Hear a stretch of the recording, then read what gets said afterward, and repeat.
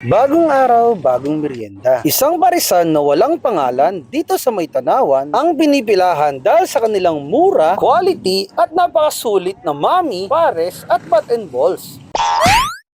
Dito guys sa may crossing ng Tanawan sa may McDonald's, sa tabi po ng Lamart, matatagpuan ang isang parisan na talagang pinipilahan at tinatangkilik dahil sa kanilang masarap na pares. At dahil na rin sa rekomendasyon ng aking matalik na kaibigan, nag-decide tayo na itry ang kanilang pares at maging ang kanilang bat and balls. Kaya agad-agad natin guys sinimplahan ito upang ito ay matikman at ating mamerienda. Pagdating guys sa sabaw ay tama lang po ang lapot nito. Malasa na po ito kahit wala pa yung mga condiments. Legit guys na napaka-savory ng lasa nito. Ibang iba sa mga regular na pares na nakikita ko. Alam mo yung pares na parang mamahalin, hindi po siya tinipid sa lasa. Karne naman nila guys ay malambot, madami po ang servings. Talagang mapapadami ka ng rice dahil pati kanin nila very quality. Pag nabuhaghag, wala pong amoy. Hindi siya guys yung fried rice na basta na lang tinuyuhan dahil iba po ang lasa talaga nito. At dahil nabitin tayo guys sa kanilang pares, ay tinaray ko naman itong bat and balls nila. Marami guys ang serving sa kanilang bat and balls. Malambot ang pagkakaluto nito, masarap po siya. Tamang-tama guys pang merienda, pang pulutan, pagtanggal hangover, syempre pang pagana pag dumating si Mrs. Sa mga gustong dumayo, open po sila from 5 PM onward. Dito lamang po sa may tapat ng Lamart.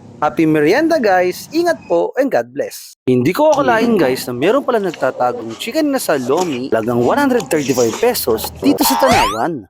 Bagong araw, bagong merienda. At dahil nagkikrave tayo mga kamerienda sa Lomi, ay dumayo po tayo dito sa Lomi House sa may Tinuri. Nang aking mapansin guys, ang chicken na sa Lomi sa lagang 135 pesos. Kaya umorder agad tayo ng isa. Ang laki.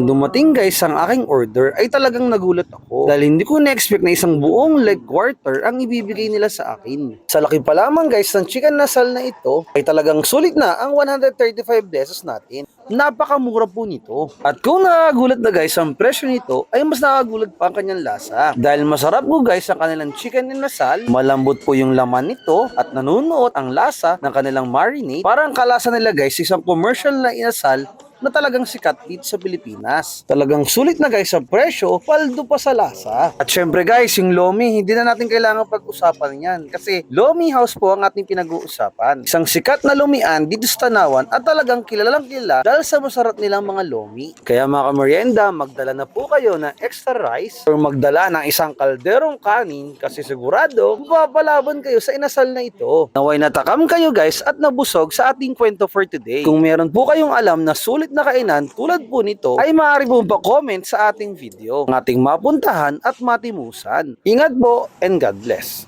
Mga kamerienda, isang fried chicken stud na kamukha ni Jollibee na nakadapa ang natagpuan natin dito sa May Tanawan. Presenting Jollibee Chicken kontrabida sa saya. Ang fried chicken stud na tatak Tanawan. Para matest guys natin kung masarap nga at legit ang lasa nito, ay umorder na po tayo ng hita sa halagang 55 pesos. Patagdag rin tayo guys ng 2 liig at ilang pirasong Shanghai upang ating matikman.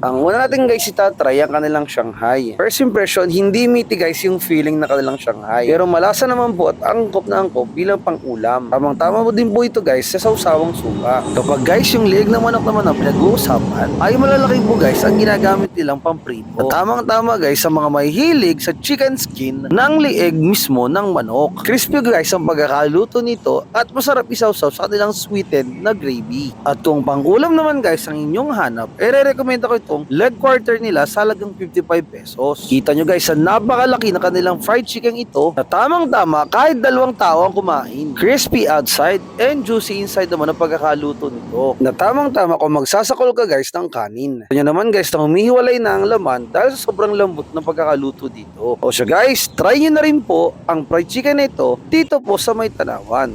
Ingat po and God bless.